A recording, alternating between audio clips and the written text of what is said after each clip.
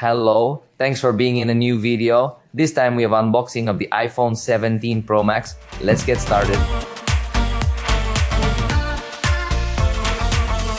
Earlier I shared with you the unboxing of the Pro version, which is actually the compact version. Now we have the Pro Max version, which is the larger one. So it includes a bigger battery and of course a larger screen. Honestly, there will be only a few differences between the Pro model and the Pro Max. That's something I appreciate about Apple, unlike other manufacturers who tend to reduce many specifications in their compact versions. Well, the launch price of this model in Mexico is 30,999 pesos for the basic version. Of course, you can pay more for extra storage. Let's open this box to explore the device, which comes in the new Cosmic Orange flagship color. This color has attracted a lot of attention and sparked much discussion, similar to what I mentioned about the Pro model. Personally, I am not fond of this two-tone finish due to this rectangle. While on the front they seem to appear in similar tones, there are certain angles where they look quite different. And I really don't like how that appears. But well, this is ultimately a matter of personal taste. The iPhone has been involved in a controversy because the paint on this edge of the camera module can actually peel off due to its sharpness, so you really need to be cautious with this device. There's another controversy, and they say that it's getting scratched quite a lot. Well, I'll let you know in the review if my device stays scratch-free or if any scratches appear. For now, why don't we go ahead and remove this screen protector and turn the device on so we can continue with this unboxing. There it is finally. We're going to find ourselves with a box that has very little content really, just as you would expect from an app device. There's no charger included, no headphones included, and no case included either. Included in the package is the USB-C to USB-C cable. This cable is braided, which I've already mentioned, and is more rigid compared to earlier versions where it was prone to breaking easily. Beneath this cable, we only find the usual documentation. For several generations now, Apple has stopped including the stickers, so we don't get those extras anymore. It's a really compact and straightforward box. So essentially, what we will do in this video is delve into understanding the specifications. We'll take a brief moment to thoroughly examine the specifications of this device. Additionally, we'll definitely look at some references from other manufacturers. This will allow you to see a few quick comparisons and understand how this device stacks up against others in the market. Let's head to the device. I have the device right here, ready for us to present it to the entire audience. However, before we do that, I'm going to bring out its case as well. Actually, this is the latest generation that Apple has introduced, and it's called the Tech Woven case.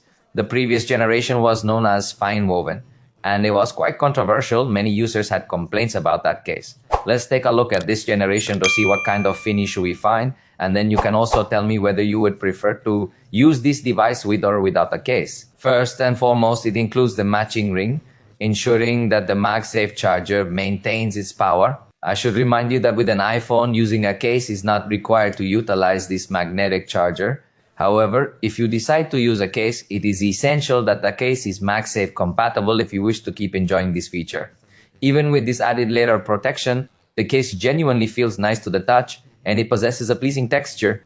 It seems to improve phone grip, but it reminds me of Poco cases. Look, this is the Xiaomi case, which is quite affordable. And here is the iPhone case. In this particular instance, it wasn't a trend that got copied to the iPhone. Instead, this design has been present for many generations, which is why it inevitably reminds me of that series of budget Xiaomi devices. This is why I feel I haven't quite connected with this iPhone design yet. But let's see. Let me know in the comments, would you prefer to use this phone with a case or without a case? It occurs to me that the iPhone quickly detects the moment you put on the case. Let's take it off so you can observe it yourself. Now let's put the case back on and watch. There it is again. As you can notice, this little animation pops up just to inform you that the case has been placed. This might seem like a minor detail, but it truly adds a nice touch to the device. Interestingly, even with the case on, it still shows a subtle orange frame line, which is quite a curious fact. And right over here at the bottom, you can clearly see that it features some perforations. These will surely be useful for attaching tape or perhaps some other additional accessory. I want to remind you that Apple has also introduced another accessory, which is a strap designed to hang your cell phone. So it's likely that this perforation will be useful for that purpose. Interestingly, it doesn't include a hole specifically for the camera control. Instead, it has a button located on top, ensuring that the button doesn't appear to be sunken in. That's another aspect we notice in this original case. Still, I believe I'd use this device without the case because it reminds me even more of the small. With the case on, the change from one generation to the next is evident in the design. That's something I like because Apple had been using this same design for many generations. Simply, by slightly enlarging the camera module, you now witness a revolutionary change, likely boosting sales because you'll notice right away with the latest iPhone. Let me tell you how the device has evolved. We found a thickness of 8.75 millimeters and a weight of 233 grams. In other words, unlike several manufacturers, including Samsung, Apple is not making its devices thinner and lighter. In fact, it's thicker and heavier than last generation, oddly enough. And it comes with second generation ceramic shield for the front, first generation ceramic shield for this back module, and it has IP, so it's water and dust resistant. The screen offers a diagonal of 6.9 inches, super wide with ultra thin bezels, giving it a modern look. It features OLED technology with a resolution of 2868 times 1320 pixels, resulting in 460 pixels per inch. Naturally, there is promotion with 120 Hz for smooth motion. This display is certainly going to perform excellently, as it's also the display can lower its refresh rate to 1 Hz, so that even in this always-on display mode, it does not consume too much battery power. Add definitely that the screen is one of the most attractive points of the iPhone, although it must be said that most specifications are the same as the last generation. But now we have a peak of 3000 nits, while before it was up to 2000 nits. Then the maximum brightness of the screen, especially when you're under the sunlight, is going to be noticeably high.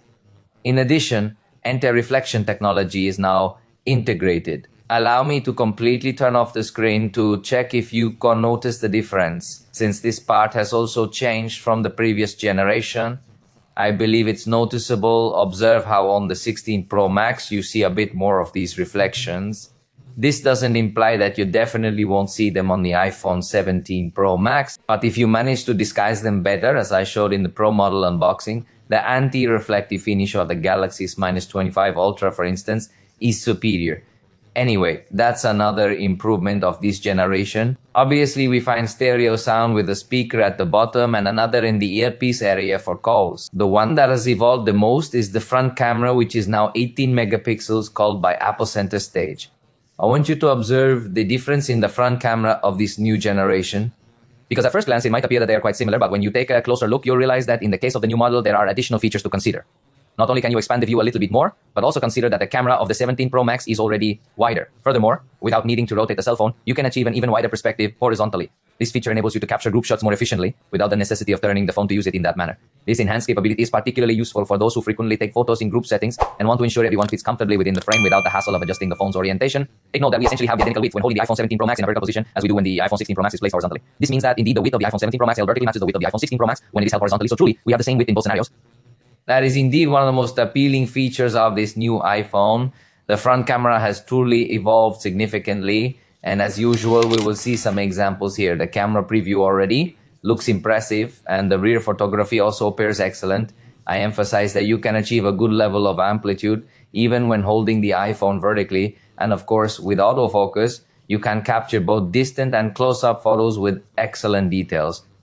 On the back, we are going to find 3 cameras of 48 megapixels, the ultra-wide angle of 13 millimeters with aperture f2.2 and autofocus, the main 24 millimeters with aperture f1.78, autofocus and stabilization within the sensor, and finally the new telephoto camera of 100 millimeters, i.e. 4x optical zoom with its aperture f2.8. In particular, the telephoto camera has greatly improved. Since the last model was 12 megapixels, even though it offered more optical zoom at 120 millimeters or 5 times, now you slightly lower to 4x but enhance the sensor resolution, enabling cropping within the sensor, offering, as Apple says, up to 8x digital zoom with optical quality. Let's see the results again.